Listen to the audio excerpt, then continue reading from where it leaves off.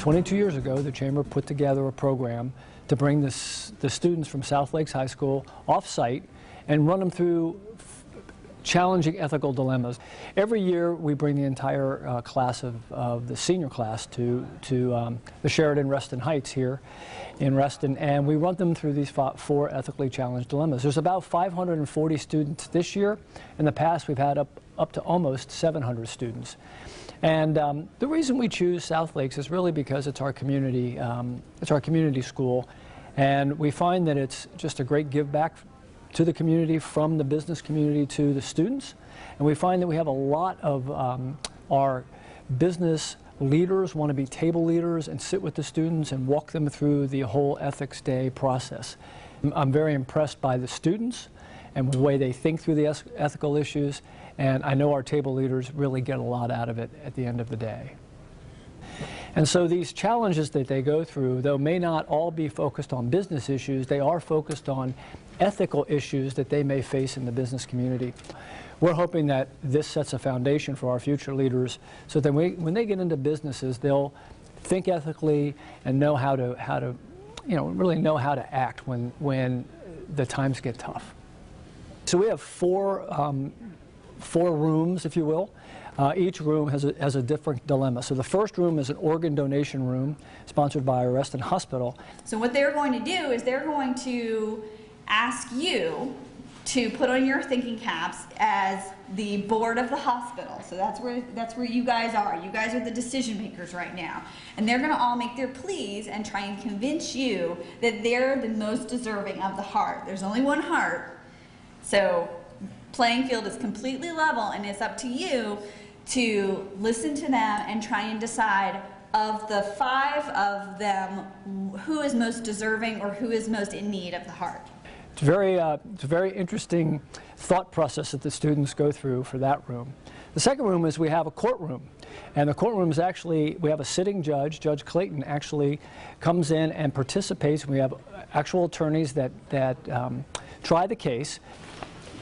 Ma'am, you are charged with involuntary manslaughter in the connection with the death of Rebecca Kilmer on October 10th, 2013 in Fairfax County, Virginia.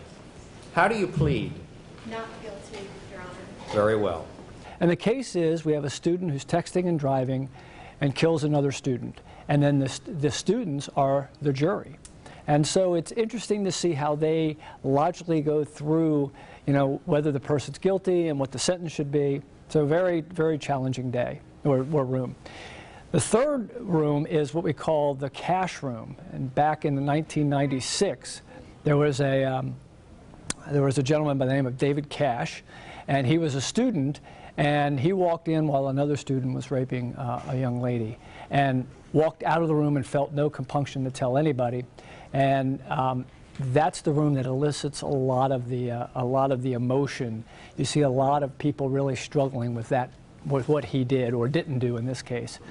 He had that little life, even though he wasn't physically involved, he could have saved that little girl's life just by letting authority know, and I feel like he's wrong for that. He deserves to be in jail. Just as much as I would kill her. I'm sorry. All right. Okay, those are the situations. I think what you're saying, those are the situations where there's a moral obligation that arises. But where does it come from? Where does the moral obligation come from?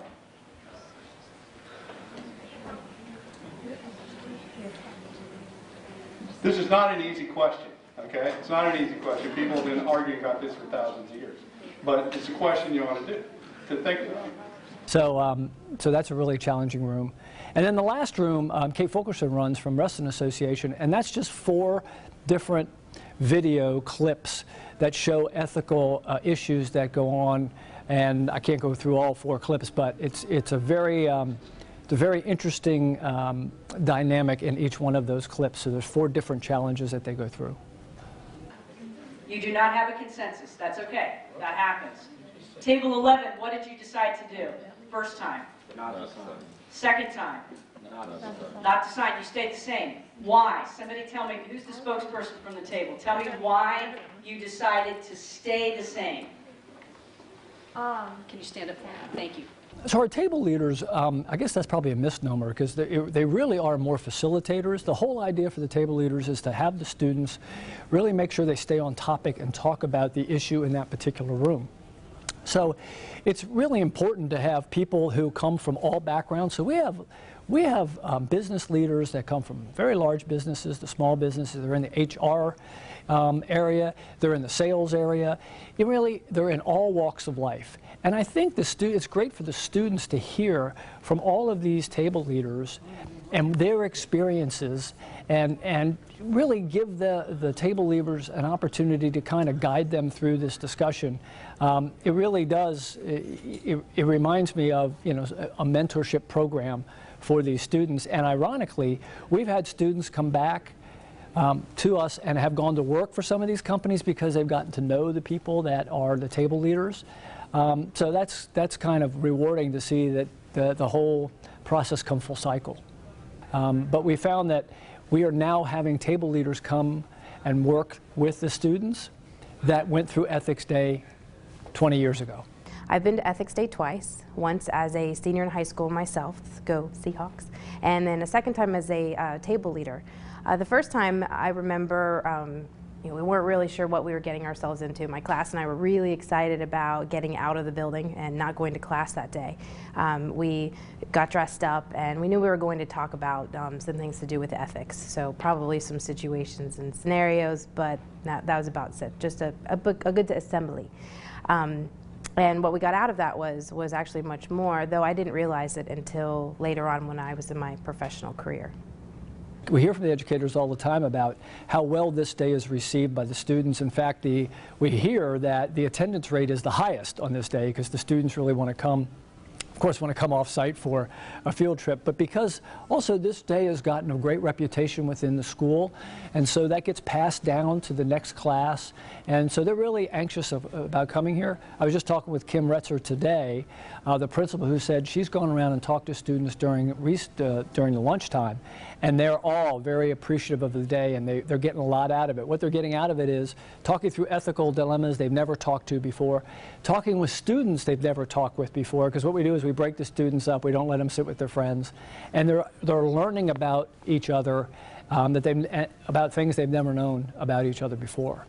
We're really in good hands going forward with the generation that's coming up. So I think it's a win-win-win-win-win. I mean, everybody seems to win, and everybody looks forward to this day. I know the staff, it's a lot of work for us to put it on, but we love this day because at the end of the day, we feel like we've really given back to the community and helped build, you know, leadership capacity with these young students.